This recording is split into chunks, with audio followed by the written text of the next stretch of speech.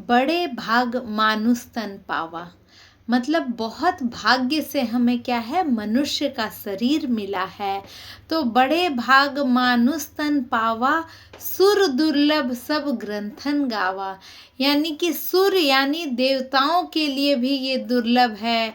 ये ग्रंथों में लिखा गया है कि जो मनुष्य शरीर है वो बड़ी भाग्य से मिलता है, बहुत सौभाग्य से मिलता है। और क्यों ये देवताओं के लिए दुर्लभ है?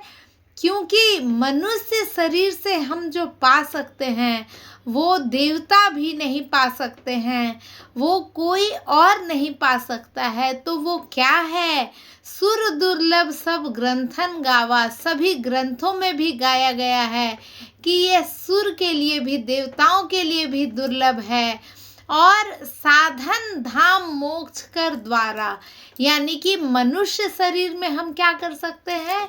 ये क्या है? साधन धाम मोक्ष कर द्वारा, यानी कि इसी शरीर में हम साधना कर सकते हैं, इसी शरीर से हम जप कर सकते हैं, और क्या है, नाम जप कर सकते हैं।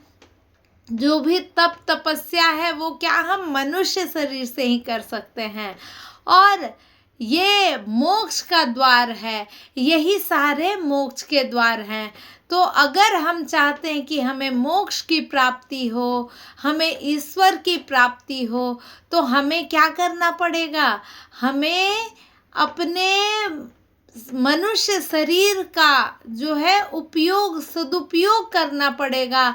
हम जो मनुष्य शरीर पाए हैं उसका हमको उपयोग करना पड़ेगा, और इसी के द्वारा हम मोक्ष को प्राप्त कर सकते हैं। देखिए बहुत सारे जीव हैं, जंतु हैं, मतलब 84 लाख योनियों में एक है मनुष्य शरीर। तो 84 लाख 84 लाख है ना टाइप्स, उसमें क्या है, हमारा मनुष्य का शरीर है। तो वो क्या हो सकता है? उसके द्वारा ही, और वो बार बार मिले कोई जरूरी नहीं है। जन्म मरण के बंधन में तो हम रहेंगे, कभी जन्म हो रहा है, कभी मृत्यु हो रही है, लेकिन हर बार हम मनुष्य शरीर पाए ऐसा संभव नहीं है। हम बाकी भी जो योनियों में हैं उसमें भी घूमेंगे, लेकिन जब उन योनियों में हम घूमेंगे तो हम क्या है, नाम जप नहीं कर पाएंगे, हम तप नहीं कर पाएंगे, हम साधना नहीं कर पाएंगे। और ये सारे चीज क्या है, मनुष्य शरीर में हम कर सकते हैं।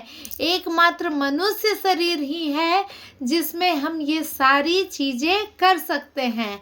और साधन धाम मोक्ष कर द्वारा, यानी कि ये साधना का धाम है, यहाँ मोक्ष का ये द्वार है, इसी के द्वारा कोई भी मोक्ष को प्राप्त हो सकता है।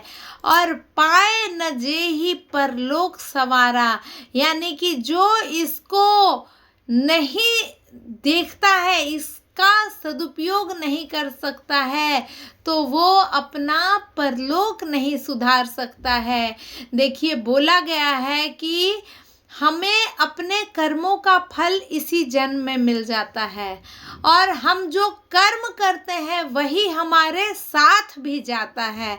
अर्थात कि अगर हम धन जमा कर लें, हम गाड़ी बंगले घर बना लें, लेकिन वो सब यहीं छूट जाएगा।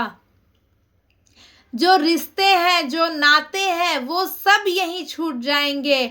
हमारे साथ जो जाएगा वो क्या है, मात्र एक हमारा कर्म, हमारा किया हुआ जो कर्म है, जो हम नाम जप करेंगे, जो भी हम जितनी देर हम ईश्वर को स्मरण करेंगे वही हमारे साथ जाएगा। तो इसीलिए कहा गया है कि बड़े भाग मानुष तन पावा, सुर दुर्लभ सब ग्रंथन गावा।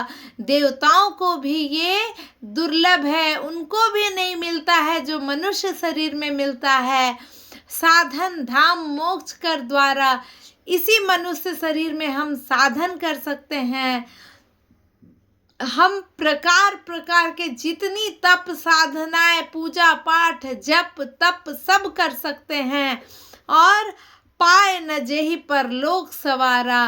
तो जो इसको नहीं यूज़ करता है, जो इसका सदुपयोग नहीं करता है, उसका परलोक संवारना मुश्किल है।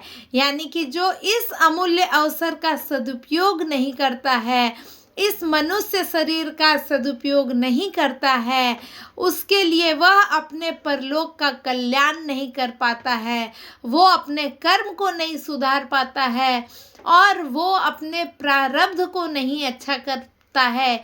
क्योंकि कहा गया है कि अभी अगर हम प्रेजेंट को अच्छा बनाएं, अपने वर्तमान को अच्छा बनाए, तो हमारा भूत भी अच्छा हो जाएगा। क्योंकि वर्तमान अच्छा होगा, यही फ्यूचर में जाके भूत बनेगा, यानी पास्ट बनेगा। तो प्रेजेंट को हम सुधारते हैं तो हमारा पास्ट बनता है। और अगर हम प्रेजेंट में अच्छे काम कर रहे हैं, हम अपने प्रेजेंट को सदुपयोग कर रहे हैं, उसका अच्छा यूज़ कर रहे हैं, उसका सही जगह पे उपयोग कर रहे हैं, तो हमारा फ्यूचर भी बन जाता है, तो हमारा भविष्य भी सुधर जाएगा। इसीलिए हमें अगर ये मनुष्य शरीर मिला है, तो चाहे आप धर्म की दृष्टि से देखें या विज्ञान की दृष्टि से देखें या आध्यात्म की दृष्टि से देखें, तो हमें क्या है, इसका सदुपयोग करना है और अपने एक एक समय का सदुपयोग करना है। ईश्वर से यही प्रार्थना करनी है कि हे भगवान, हम जो है अपने समय का दुरुपयोग न करें, इसका सदुपयोग करें और हम अपने इस मनुष्य जीवन को सफल बनाएं। हमें बाद में अंत समय में अफसोस न हो कि हम कुछ कर नहीं पाए, और काश कि फिर से ये समय लौट आता और हम कुछ कर लेते। तो इससे अच्छा है कि हम अपने प्रेजेंट को सुधारें और सबसे बड़ा भगवान का नाम स्मरण करना है। हमें हमेशा नित्य प्रति भगवान का नाम स्मरण करना है। इसी के साथ आप लोगों से विदा लेती हूँ। कल फिर एक नए श्लोक, रामचरितमानस के एक नए श्लोक और उसकी व्याख्या के साथ मिलती हूँ। तब तक के लिए जय श्री राम, राधे राधे, भारत माता की जय।